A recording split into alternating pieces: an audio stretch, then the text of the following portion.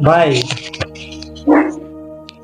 আমরা যারা অনলাইনের ভিতরে Facebook profile, Facebook page, YouTube, টিকটকে যারা আমরা ভিডিও ছাড়ি ভাই, আমরা কি একবার চিন্তা করে দেখছি আমরা কি ভিডিও ছাড়তেছি?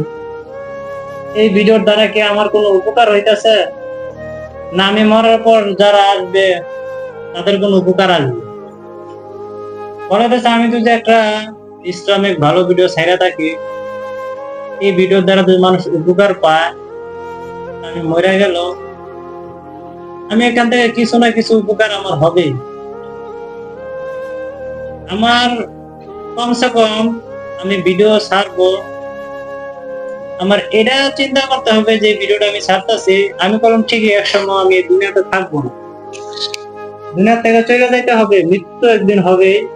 কিন্তু আমি যে ভিডিওটা ছাড়লাম, এই ভিডিওটা তো এই দুনিয়াতে থেকে যাবে। এখন এই ভিডিওর দ্বারা যদি মানুষের গুনাহ কামায়, তো ভালোই। তারপরে সেবা মনে করেন এই গুনার ভাগিদার আমার হইতে হবে, ফলে তাদের একটা জারি গুনাহ হয়ে যাবে।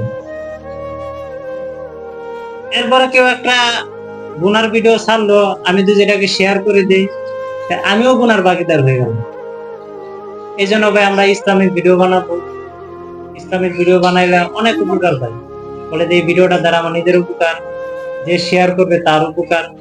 ধরেন আমি একটা হাদিস শোনাইলাম, আমি যে ভিডিওটা ছাড়লাম আমার সব হইতাছে, আবার যে শুনছে তারও সব হইতাছে, আবার শেয়ার করে দিছে এর মাধ্যমে আরেকজন শুনতেছে তারও সব হইতাছে।